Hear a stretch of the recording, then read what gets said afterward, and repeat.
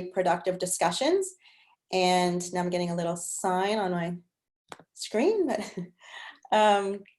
so we're really happy that you're here. There's a chat window. You can post questions or things in the chat. Tonight we are going to be talking about working digitally, and we have Mike Grabowski who's on the board of the Jersey City Arts Council to kind of lead us through some great things that we can use, some platforms and best practices. So take it away, Mike. There you go. Hey, so yeah, I have a little bit of background. I've been doing a lot of these sort of projects with a variety of clients, and there's just a lot of sort of good practices that are not necessarily intuitive, and I want to try and share some of that with you and hopefully just start the conversation with a lot of this. The first thing I'm going to do, if you guys check over in the chat, I'm going to give you guys the same outline that I'm using of just all the topics. So if I gloss over anything, everybody has something they can reference back to. It's also a live Google Doc. So if people feel like they have questions or comments about specific things, drop it in there and we can always go back to that stuff and sort of group collaborate on some of that to have a broader document for everybody. At the base level, a lot of this is figure out what you want to do before you try and figure out the technology. There are a million technology solutions to get a lot of this done and out there. But I think if you figure out what you want to do, you can find the right technology solution for how to broadcast it. The couple broad stroke things that I found that I've been sort of doing on a regular-ish basis since a lot of this has happened is sort of threefold. First is showing previously recorded content, sometimes especially for theater shows. If you're doing a rehearsal footage, if you're doing even just archival and you just want to have that, that's been an easy way to use existing content, but in a new way. There are platforms, and I'll get into it a little later, of the exact technology, is using that to bring in a director, bring in some of the lead actors or actresses and have them chat about the piece. It's an interesting way to use footage that might not be great because you only intended it to be used for rehearsal use or for something like that. It gets into a host of rights issues and equity and IATSE issues and audio issues and a lot of licensing stuff. So there is a lot of research and stuff that has to happen on the back end regarding that. But a lot of it's been an accessible option without much cost, and it's a good way to get your content back out there. The other end is more for galleries and location and site-specific stuff. I've helped with the Neon Graveyard out in Vegas has done a series of live tours where it's literally one person with an iPad, a host 6 or 8, 10 feet away, walking you through the exhibit. And it's a nice way to have live and interactive content to be able to reach people in a one-on-one way and show off your exhibit or show off an art piece or show off something in that regard. The other thing I found has been the harder part is new production and live production. And this is a big rabbit hole to go into because at that point you have now inherited all of the logistical concerns of a theatrical show or live event as well as a broadcast. And none of that, neither discipline's easy, and let alone getting together becomes more difficult. That said, it's not impossible. There are great examples out there. The one I always go back to and is one of my favorites I get to do every now and then is the National Theatre of London has started doing what they call their National at Home series, and it's excellent. But it's similar to the Live at Lincoln Center series, and it's a lot of filming. It's a lot of planning and logistics. In sort of the scale of a lot of our theaters here in the city, you know, if it is a 1 or 2 person show or a limited cast or limited set change show, it's actually not a terribly difficult proposition. It means figuring out a lot of logistics. Is it going to be live? I never recommend that. You're better off shooting everything you can, taking it to an edit, cutting it down, figuring it all out. But it has to be treated as both a broadcast and a theater piece, because if you only do one or the other and only consider one or the other, you're going to suffer in the presentation of it. If you just shoot it with one camera at the back of the house, you're not going to see what the spirit of the theater piece was, and that's going to be the hardest part to translate. And I think part of it is experimentation and figuring it out. I know there are some small companies in Jersey City and Jersey in general that specialize in location shooting, and they've taken to doing similar setups like this. There have been a few comedians who've shot specials this way in the past week or two, where they set up the cameras, have one guy on an active and manned camera, and that's it. But it's been planned out to the nth degree. You have to talk about what your shots are. You have to talk to that comedian or whoever your performer is about them being okay and used to someone coming up to them, especially if they're not used to that. A lot of those television-y sort of logistics are very difficult to get used to, and especially doing it quickly. A lot of folks jumping on to the other stuff, you know, in the broad stroke, I think it's important to decide whether it's necessary to be live or to be recorded. I think a lot of people are very instinctually driven to, let's do it live, because it allows a lot of interactivity, which is great, but it allows for, it's harder. It's a harder medium to present well. And it's a harder medium to present in a way that necessarily shows off you and your content in the best way. I found a lot of the stuff we've done has presented well as recorded pieces, clip shows. We did a show for BET a couple weeks ago, about 2 weeks ago, and there were 13 interviews all across the country. And trying to manage the logistics of something like that, if you want to have an actual conversation piece, is ludicrous. But by managing the schedule, shooting it on a schedule, and then taking it all and putting it all together, allowed for them to put together a finished piece. But when they streamed it, they had the host in a live chat being able to talk back to the points. And then you inherit some of that live and interactive quality, but your production value doesn't suffer for the logistics of it. So that's always a very big conversation and thing to think about. The other thing is too, for the most part, everyone tends to jump right on Zoom, jump right on Facebook, jump on YouTube, something like that. I think the biggest suggestion I have for anyone is to look at a Restream program, to look at something as a broad stroke program solution. The one I tend to recommend and seems to be among the better ones is OBS, which stands for Open Broadcast Streaming. It's an open project. Anyone can use it or download it or modify it. It's a free program. Streamlabs OBS is a version of that program. For me, Streamlabs, I think, is probably the good introduction version of it. OBS, the more broad stroke open version, is a little more difficult to get into. Streamlabs OBS is a version that has a little more, it's a little more streamlined. With that, it gives you the option to do a lot of stuff.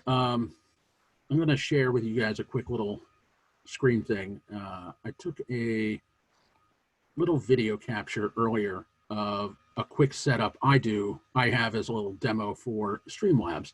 So this is, let's see. This is the basic layout of what the program is.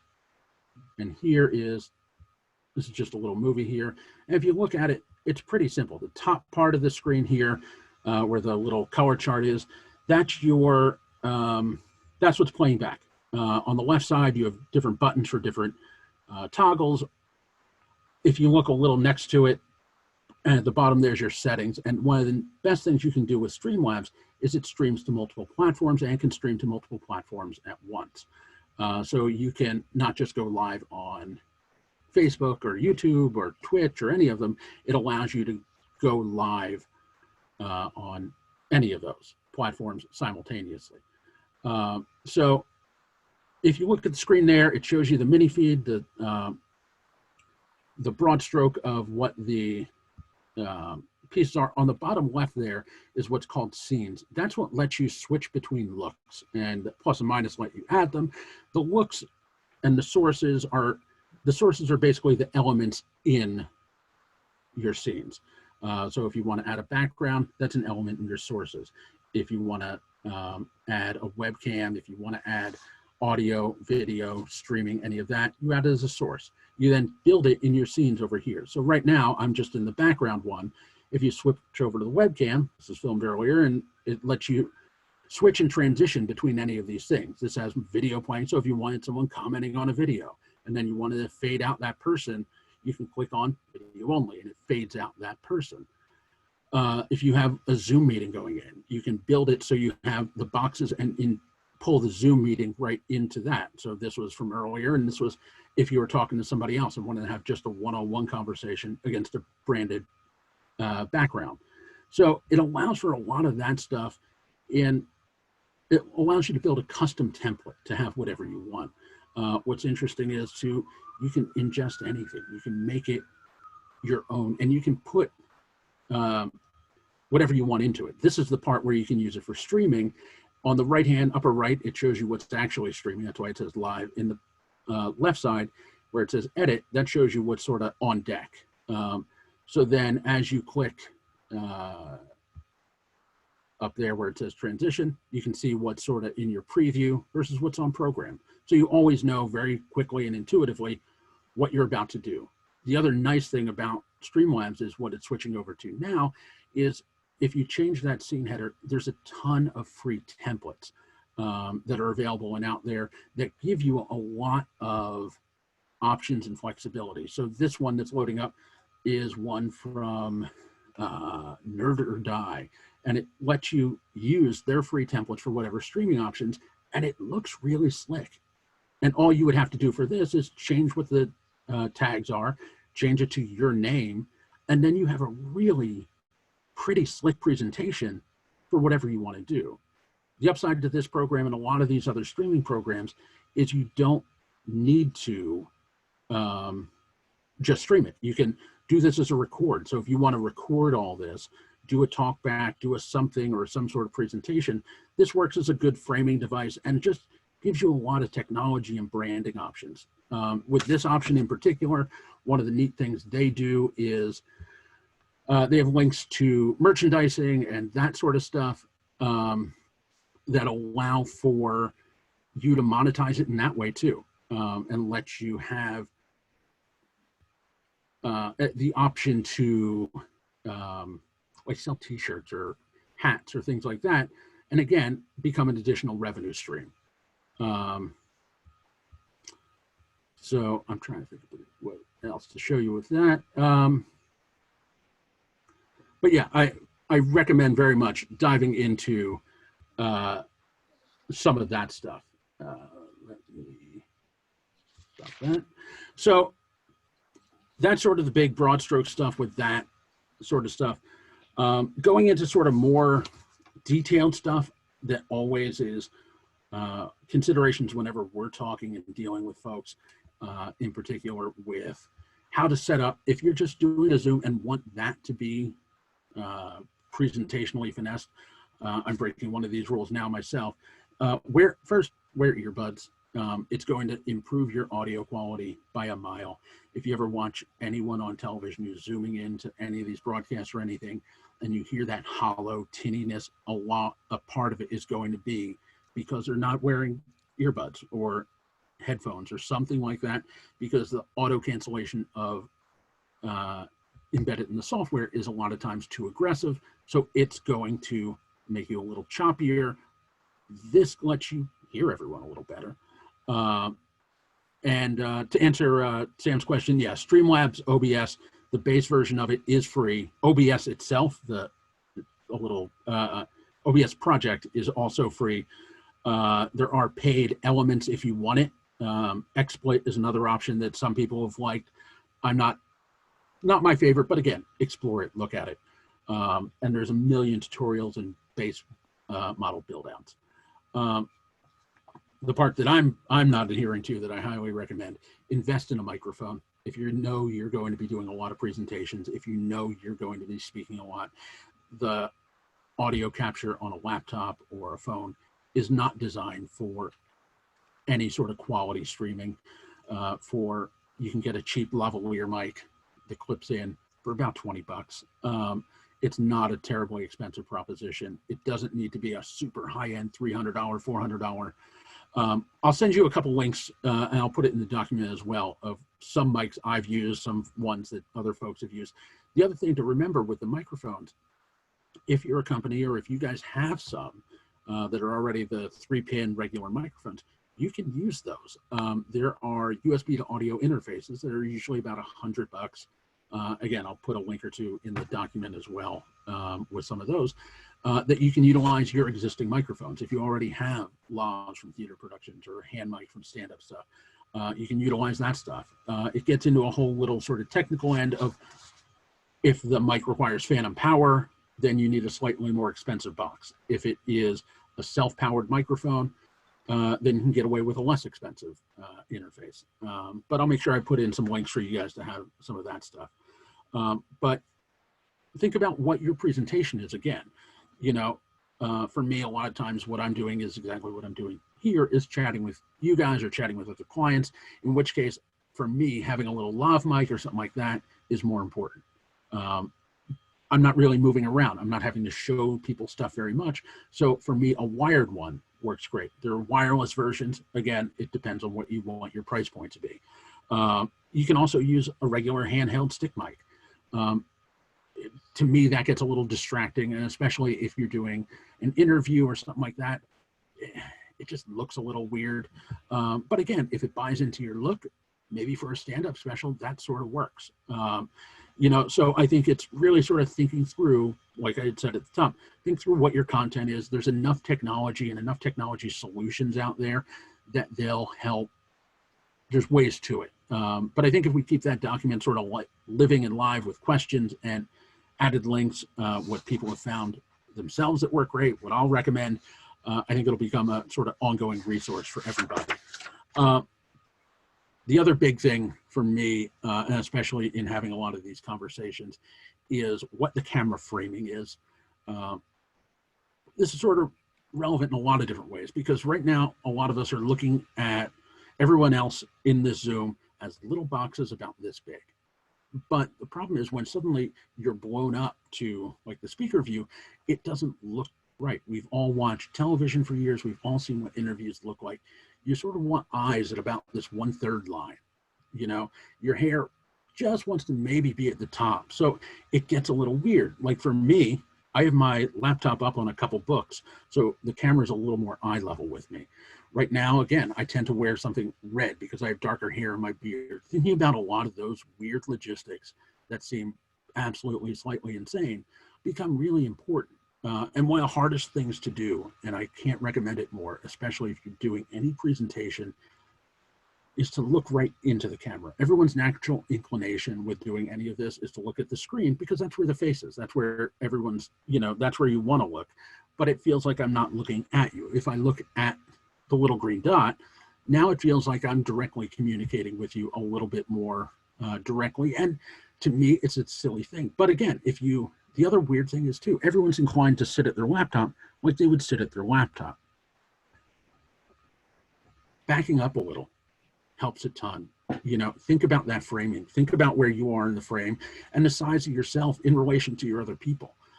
One of the biggest things that I think helps, it's a simple thing, but helps your production value a ton, is if you get everyone roughly the same framing. If you get everyone roughly the same distance away from their cameras, so they're all the same size, it helps everything have a nice, consistent look without it,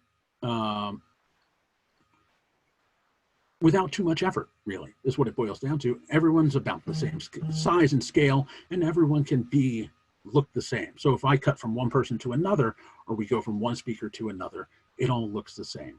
And then going back to the lifting your laptop or computer up a little, having that at eye level is hugely important, because otherwise you're looking up a person's nose. You're looking at a person in a way that you're not used to seeing them in person. When we look at people, we look at them eye line to eye line. You know, you look at them eye to eye, not quite like this or like this. It gets a little awkward. So again, from a presentation standpoint, it's a weird thing to get used to because you're used to being closer to the laptop. The other parts with it, you know, if you're having a hard time looking in the eye line of it, back up a little. That's what I do. Like it cheats your eye because the angle isn't as severe. The other huge thing, don't do what I'm doing right now. These cameras auto iris. So as soon as I move my hand closer or something like that, everything looks bonkers. You know, it's a hard thing for people who talk with their hands to get used to, but it's something that sort of becomes a thing. You learn to sort of move this way. As long as you're in the same plane as your face, it's not going to change the luminescence of the picture.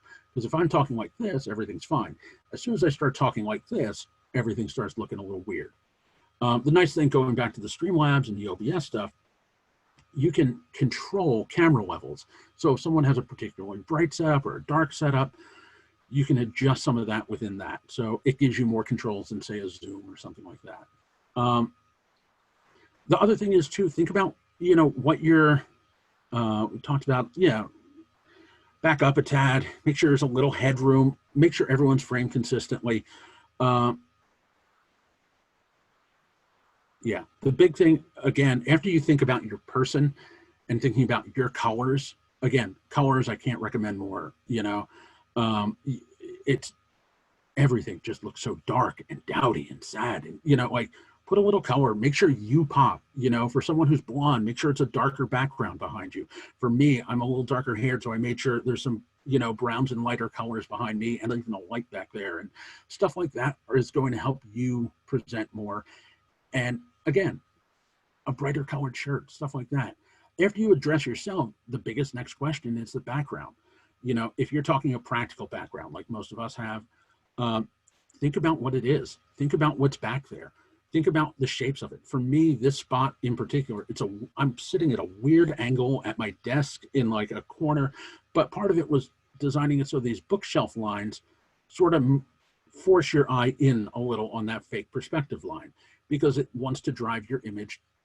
You know, it's basic sort of art 101 sort of stuff, but it's composing what those images are. And this is a weird medium to do it in, but it's not any different. You don't want anything that's too competing with your face or anything. For me, it's finding stuff that represents me. It's a lot of, you know, weird baseball stuff and tchotchkes and stuff like that. Find stuff that you are willing to share too, because having a consideration of what that stuff is, you want to be cautious about what you're putting out there. Because I know I've had people who've had to, oh no, I don't want to have a picture of my kids in here, because who knows, like any of that stuff, think about it, be aware of what those options are, you know, and what all of it comes back to. Once you figured out what you look like, what you figure out what your background looks like, the biggest next step beyond any of that becomes the lighting. And I think that it's right where Kristen was asking. So for me, the biggest thing you have to remember is webcams, and especially if you're doing this on Zoom or something like this, you don't have control over the camera. You only have control over the lighting. So in our scenario here, I have a little window right here, which right now, being the time of day, isn't really doing anything. I have an overhead light. I have lights behind me. I have a little light right here. It's literally a desk lamp with a shade. But thinking about that stuff becomes really relevant, because you have to think about, for me, I always discourage a lot of my clients from using a window unless they know it's a one-off interview and is for a short period of time. Windows will give you a lot of nice natural light. That's awesome. And if you're doing a quick one-off or a one-time presentation, it's worth looking at and considering. The problem with Windows is what you have right now is not what you're going to necessarily have in 5 minutes, 10 minutes, an hour, or the next day. So if you're doing a one-time presentation, great. Use that window. Don't put the window behind you for the same reasons, because if you have a window behind you, it's going to be nuclear bright, and you're going to just turn into a silhouette, because that camera is going to adjust its levels for the brightest thing in there, and that's going to be the window. So adjusting and figuring it out, for me, a lot of this is about repeatability. So making sure you have a consistent product is really important. So thinking about it in terms of what can you repeat, I think is very important. I have a little bit of, I have a little blackout shade by this window. So if I'm having to do any of these during the day, I can have pretty much this same look. If it's noon, if it's 7 p.m., if it's 6 a.m. That way, if I need to cut something from this and edit it into another presentation, it's going to basically look the same. My biggest recommendation, whatever you choose, find whatever lights are around. If you can get like there's a million little lights you can order and buy. And some are great, some are fine, some are wonderful. If you find you're doing a lot of it, then it's absolutely worth investing in. I can put some links in the document too of ones I've used that are successful, but it doesn't necessarily have to be a cost either. I'm using a desk lamp because the one actual real light I had to send out to a client yesterday. So, but it's something right over the camera is always going to be the most flattering. It's going to be this, and find stuff that's soft. Find stuff, if you have a light, look for something that's frosted.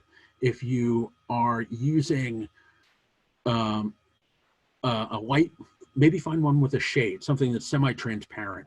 The best thing you can do is get like a little $3 dimmer, like the little plug it into wall dimmer, and being able to dim that light is going to make all the difference in the world. Because this light over here, if I took it and turned it all the way up, it gets a little ludicrous pretty quick. So being able to have a little dimmer switch for that goes a long way into helping what that looks like. It's and you don't have to necessarily even have to be able to dim it, maybe moving it away a little bit. Distance gives you less intensity too. Same thing, if you have just something bare and exposed and a little bit, putting a piece of paper in front of it, again, helps some of that luminescent value. The other thing is too, making sure there's nothing weird, if you have a light over here, making sure it's not hitting you in the side of the face in a weird way and causing shadows and that sort of thing. For me, a lot of it is that direct over camera source or something that's soft, anything that has a shade, all that becomes very important in those regards. The other thing is too, as you get into virtual backgrounds, that stuff is its own sort of rabbit hole. It doesn't necessarily, everyone always is inclined to lean towards green screens or blue screens. They are the ideal. The way they work, it's basically by keying or pulling out the least skin tone elements out of a picture. So a green screen, our skin naturally doesn't have much green to it, so it pulls that out and lets you jump off and lets that key sort of fit around it. You can use a purple sheet. If you have something that's a weird off color or something that's a bright, vibrant color, as long as you're not wearing it, keying solutions work for that too. So if you want to experiment with stuff like that, even in Zoom, it's a pretty decent keying software, but it's never quite perfect. Having something that's a solid background right behind you will really help enhance some of the virtual background stuff. The other stuff too, especially with like light sources and stuff like that, anything's available, but remember you have to light up that background too. So as for just other broad stroke stuff, especially with a lot of this tech, get there early, check out the artwork. If you're doing anything as a live stream or stuff like that, make sure it's all licensed or approved depending on what you're streaming it as or how you're planning on doing that. Figure out what your process is on it, clean your camera, make sure stuff's repeatable. That's sort of the big broad strokes of it. Caitlin, to your end, for music, dance, yoga, performance stuff, I think a lot of this same stuff applies. I think a lot of it is figuring out what that composition is, figuring out what that is for that stuff in particular.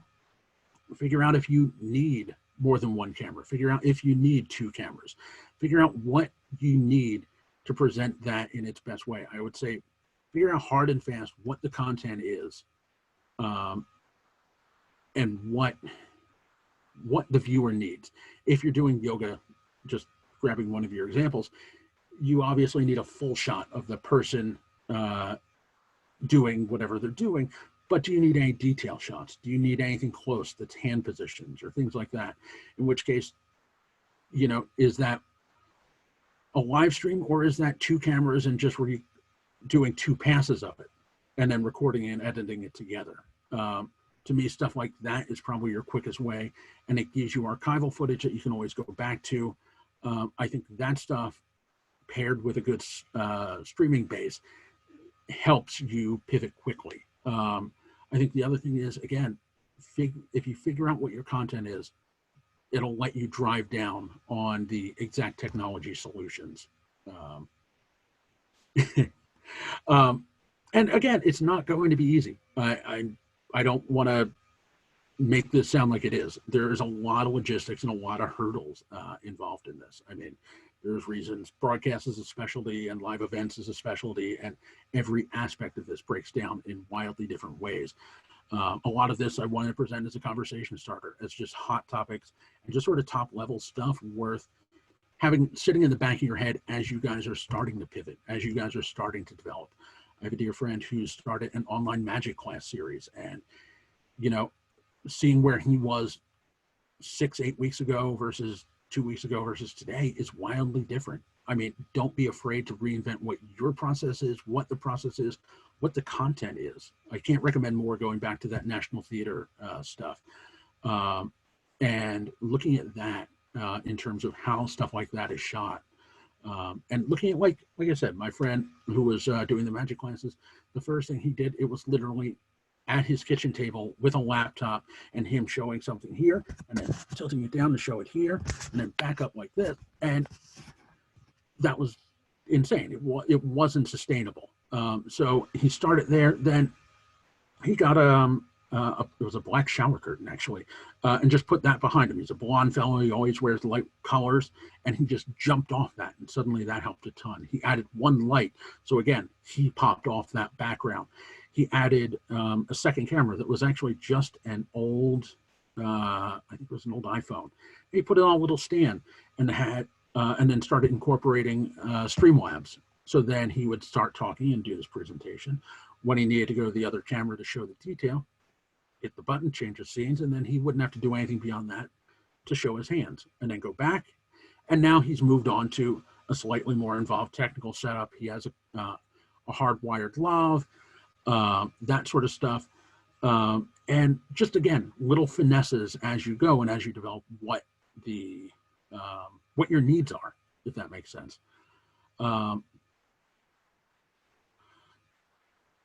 So for Anna's question, for screen sharing video as in short film contest, I lean towards stuff, again, similar. I know I keep going back to it.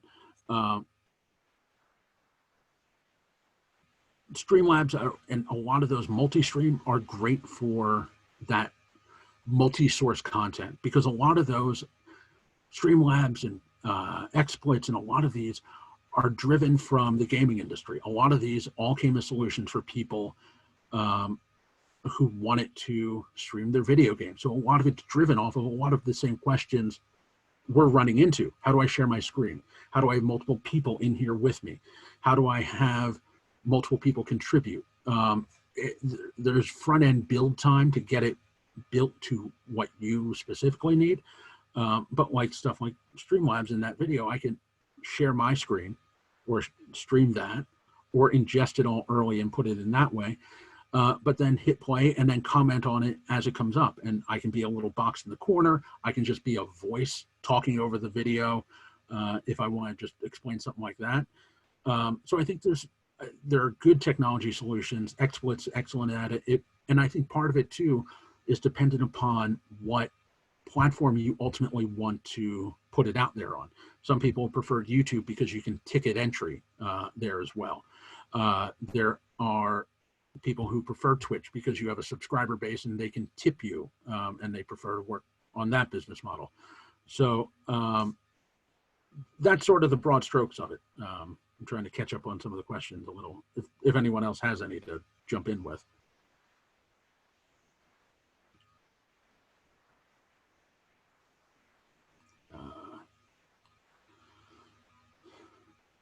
Monetizing online real-time concerts, that's harder, frankly. But again, YouTube makes decent options for ticketing entry. Same with a lot of the Streamlabs, Twitch's main platform does, and a few of the others allow online tipping. So you can, hey, if you like this song, toss us a couple bucks, and treat it as a very fundraisery sort of moment, and helps that monetization as well. And to answer Caitlin, yeah, you can add links to screens and to frames and that sort of stuff as well that way, within some of the streaming platforms. So does anyone else have anything they'd rather not type and just ask? I know that was a lot of everything.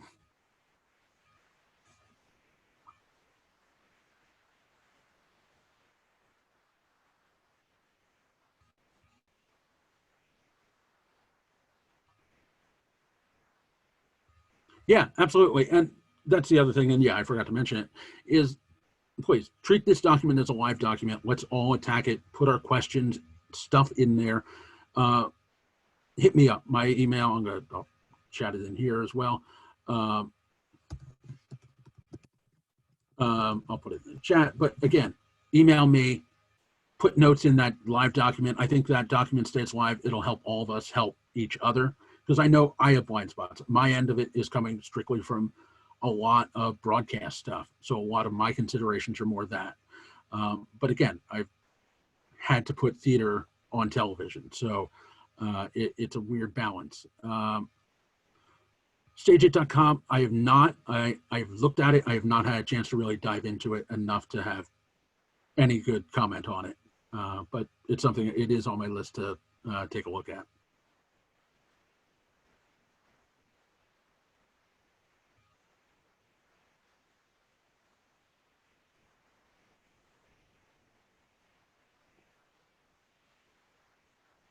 So yeah, there you go. Thanks, Mike. Yeah. Yeah, so I think we can open up the conversation a little bit, you know, just because I know we all come from different art forms, and if people want to share, I know there are a lot of questions. I'm not sure how many musicians are here, but I know from my musicians in my life about the lag time and how is it possible to play simultaneously. If anyone here has figured out any tricks for that or specifics. Mike, do you want to weigh in on that? Yeah, what we did on some of this is, yeah, Jam Kazam has worked. A couple of honestly, a lot of the concerts, the ABC thing a month, 3 or 4 weeks ago, everyone just recorded their piece, played it back, record it. And that worked with when we were doing in sync and all that. It just let you do 6, 8, 10, 12 people. It doesn't allow you to do it all immediately and live, but that is going to be the easiest for a produced piece. For live jazz, that's going to be a tougher ask, and stuff like that. If you want something more jam, the logistics in that and the latency issues are going to just start cropping up. But for more produced music or a known song, that's the other option, is each segment, each piece gets chopped up and sent amongst everyone. Yeah, any musicians on here want to chime in about ways you've been sharing music online? Sure. I'll say that I've been doing some work with Jam Kazam, and we've successfully worked with a quartet. Oh, nice. Oh, that's awesome. Yeah. But you have to be connected to Ethernet. Yeah. You have to have audio digital interface. A good mic helps. And the closer you are in proximity, within like a 25-mile range is the best. Yeah, because then you're operating on the same internet server, ideally. Exactly, or close. But, it can work. Yep. And I think for people out there that are acting, it might actually be a good forum. I know it's produced mostly for musicians, but, you could do all kinds of things there. With musicians, it's mostly important because you really have to play in real time. Yeah. For other kinds of productions, if you have a little bit of latency, I don't think it's that big of an issue. Yeah. But when you're trying to play with the same second, you have to be together.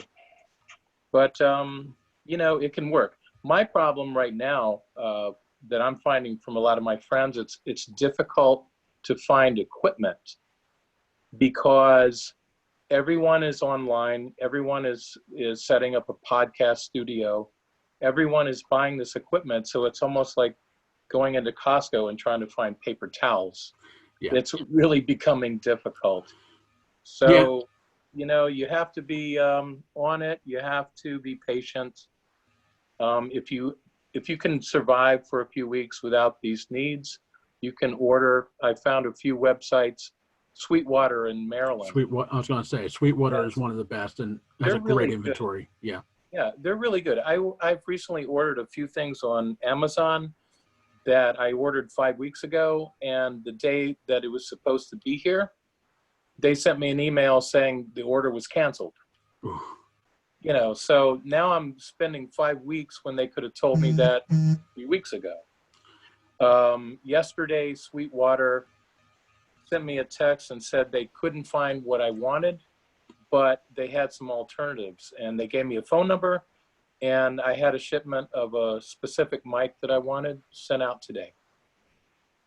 Yeah, So they're very good about it. And I'm going to jump back to a quick point Tim made a moment ago that I forgot to mention that I can't recommend more. If you can, if you're live streaming or doing anything in that ilk, make sure you're plugged in on Ethernet.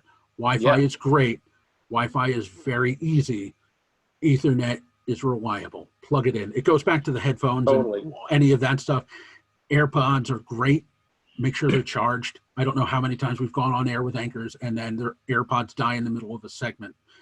Yep. Wired always works. So if you can make wired happen, you're going to be wildly more successful. And it's a stupid, silly thing, but it's 100% better. If you're on Wi-Fi and you want to sit and look at your news feed or a movie or something, that's all cool. But for everything everybody wants here, make sure that you have an Ethernet to the main computer you're using, wire it around the house, whatever you have to do. And even if you don't have an Ethernet port, a USB to Ethernet adapter is $3 or $5. It's not an expensive proposition, but it wildly helps your reliability. Even right before this meeting, I was on Wi-Fi and Christine and everyone saw it all breaking up because I'm in a weird corner of my room and had to plug up, and suddenly less latency issues, less breakup, all that. It's a silly thing, but is wildly overlooked a lot of the time. It's huge. So, and I'll just say one more thing, then I'm going to jump off. I watched a tutorial from Steinway a couple of weeks ago about teaching online. And it was so helpful because there were 3 things that affect what we're doing. Your personal hookup, your students' hookup, and the usage of online availability, because everybody's on. So, we all have these frustrations right now where you're trying to teach someone and everything locks up and slows down and freezes, and people get really upset. They're like, oh, you froze. Well, these are issues we're dealing with. I don't know if I froze. Maybe you froze, or maybe there's like 300 million people online right now. It's an insane time. So whatever you can do to speed up your availability, and Ethernet is huge. I just wired my modem to the computer in our music room, And I can't tell you how incredible it is. There's almost no problem. So, you know, it's a big thing. Bye-bye. Thank you, Tim. Thanks. So can I jump in here? Sure, Phoenix. Okay, my name's Andrea Brackfeld. I'm a musician and I've been using JamKazam for the past maybe month. And I've found that when I play with two people and the other person has a digital interface and he puts in Drum Genius, which is an app for drums, then it works out really well. But as soon as we bring in 3 people, the latency problem seems to get really intense. And one of the things that we discovered was, just like Timothy said, you have to be hardwired. So I hardwire my computer to my router, and that works out really well. We have virtually no latency problems. And now what we're gonna move into is JamKazam has a video component. And so we're going to look into the video component and then see how to connect the monetizing part so we can make some money, because I kind of feel like musicians are always asked to play for free and I don't play for free. So I'm not going to play for free now. And you know, I would love to play for people, but people have to understand that we're all kind of in the same position. The other thing is there is a program called Soundtrap. I'm going to be looking into Soundtrap. And then there's another one called Arts Mesh. I'm also involved in a conversation with somebody who is a software developer engineer who is creating a virtual room for the musicians to play in real time. And also virtual audiences. So I think that might be kind of interesting as well. That's neat. Awesome, thank you. Just before we leave the topic, you know, funding, and especially right now, keeping funding going is always a topic. So curious, for those of you who have been doing online programming, from what I've seen, most of the setup is, you know, sharing your live stream or else your video and then asking for a donation through one of the donation platforms. Is that working? Are people making the donations? Are people coming and not making donations? Is it worthwhile? Yeah, because also I've seen Eventbrite allows for digital ticketing for virtual events as well.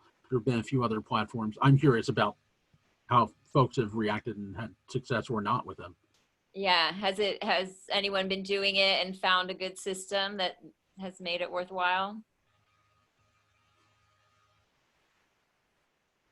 You can just, Caitlin has a hand. Go ahead, Caitlin. Hi, I've spoken about this in previous calls, and we've at Smush have a solution that is working. It's not elegant, but it does seem to be working. But I will also say that our audience is mostly people that are known to at least one of us, either me or the performer personally. And so I think our success comes from working inside of a pretty well-established community already. But what we do is put all of our promotion out and then drive everybody to a single GoFundMe page. And the GoFundMe page is the only place that we put the link, whether it's to a Zoom call, on tomorrow night's concert, it'll be to a Twitch stream. So, so we're trying to like usher people past it. And we know that people can still click in and get it for free. We're just not worried about it. And our audience is responding really nicely. And it seems to be working so far. But some of the reasons that we've held back on doing, in addition to my just like incompetence in this area, some of the reasons that we haven't gone for some of these other streaming services is because it's not as easy to usher people past that optional pay station. And so trying to just focus everybody in seems to be working okay for us so far. Awesome, thanks. so yeah, raise a hand if you have anything else you want to say on this, but just the link in the chat will stay up. So if you want to copy and paste that, and like Mike said, that document will stay there that you can access, and we'll add to it as things arise. And if you have things you want to add to the bottom of it, use that for yourselves. Please don't share it publicly, because that's Mike's life and work. And thank you, Mike. We'll give Mike a little Yeah, no worries. applause. Thanks, Mike, for doing that. I just want to, before we get to the end here, a couple quick announcements from the Arts Council. And Caitlin, did you want to say one more thing? Go ahead. There you go. Yeah, just to the question of digital ticketing. I don't know if anybody is using brown paper tickets or has experience with it, but they seem to be having major issues right now. And if you're looking to migrate programming and sell tickets to online events, steer clear of them. They are not able to make their payouts right now. We're missing a check from an event back in February. And it's a big issue, but just steer clear of them for now. Brown paper tickets, not the way. Thank you.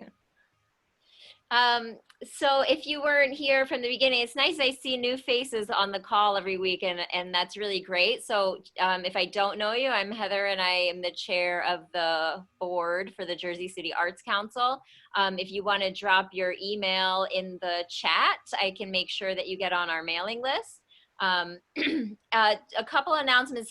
The past couple of meetings, online calls, we've been talking a lot about the referendum. So just a quick update, we did gather a small group, a committee that's gonna start working, following up with that the messaging that Mel presented last week. So it's kind of a focus group. We still would like to broaden that group a little bit.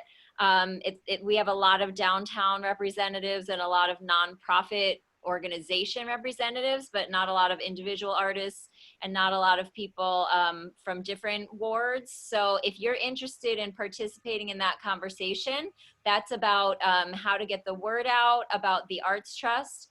Not so much about whether it's this year or next. We're kind of giving that some time so we assess how this whole crisis plays out, but about building the messaging, starting the campaign, and about how we want to see that money help the arts community, how it will be dispersed. So if you're interested in the chat, just write committee and then your email, and I'll make sure to connect you with Macadam Smith, who's on our board and here, if you want to wave, Macadam, who's heading up that committee.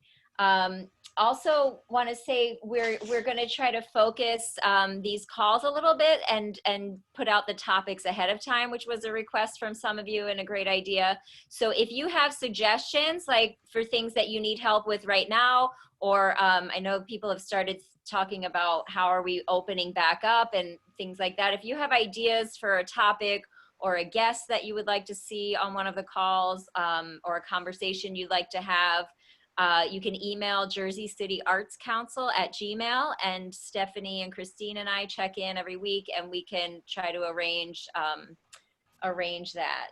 I think that's all from me. Thanks, guys. I'm gonna see if Stephanie or Christine have any closing comments. Christine?